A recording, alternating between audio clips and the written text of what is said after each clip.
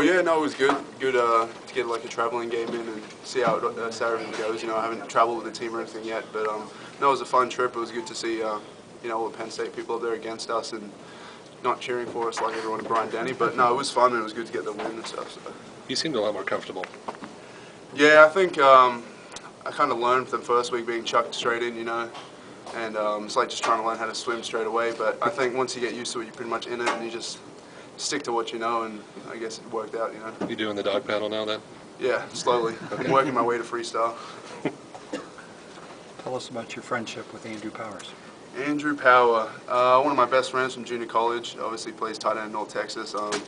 You know, we've been communicating, you know, in the last couple of months now, and we play against each other, obviously week 3, obviously this week. But no, it should be good. I haven't seen him since I obviously graduated from junior college, but it'll be good to see him after the game and, you know, talk to him and see how he's doing.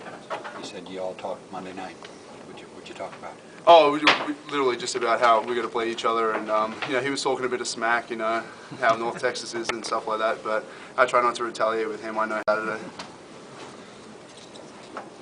You had a couple big plays early on. Did it help your confidence? Yeah, I think that always does, you know, playing well. But, you know, I just tried to go out and just do my job and do everything I could for the team. And, you know, I was lucky enough to make a couple of plays in our advantage. So. Do you ever hear, do opponents ever do a little homework on you and bring up any sort of Australian references, trash talk? I haven't heard any. Usually when Americans try and mock me, it comes out a little too British. I wouldn't really pick it up anyway. But I haven't heard any yet. Maybe Andrew might throw a couple out this week. So. You talked about having your family here and buying out stuff. What were some of the besides the football culture? What were some of the things they noticed? Southern food. Did you feed them grits? No, they didn't really try any grits or anything like that. I didn't want to throw them in too deep in that area. But no, like I said, they were out in the quad eating all sorts of foods. I couldn't really tell you, but I think just the whole atmosphere and just the whole game day experience really threw them. Not just, you know, buying every bit of Alabama clothing they could find, you know. What's your favorite part of the game? I like competing against other people. Kind of, you know, going one-on-one against people and trying to dominate your opponent, I think, is the most appealing.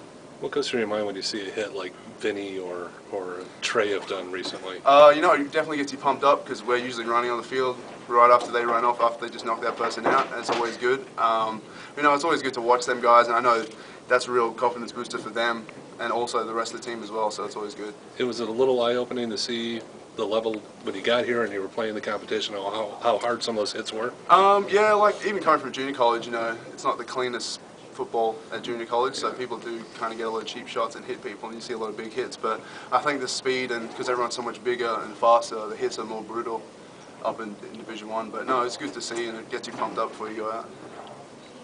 First 2 games were in front of 100,000 people at pretty historic stadiums. What's that been like, and how does that compare to the other venues you've played at?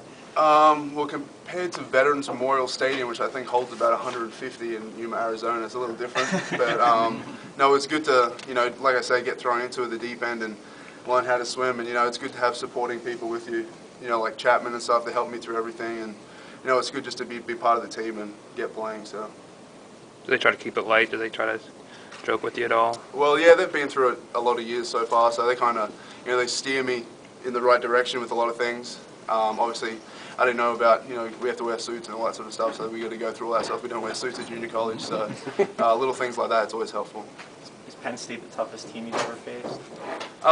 Yeah, I probably would say the toughest team I've faced so far. I wouldn't play against many people like them in Australia or in junior college, but yeah, it was definitely, you know, it was good to go up there and, you know, face some quality opponents. What's been the main focus this week as far as practice?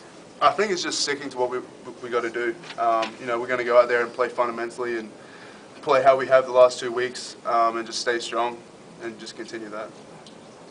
How hard is it to not think ahead to Arkansas next week, first SEC game? Like I said, I don't think we're really concentrating on that sort of stuff right now, but like when it comes to next week, you know, we're just going to do the same thing, game plan, practice hard like we usually do and try and finish strong. You mentioned you had a couple of swimming analogies. Were you a swimmer?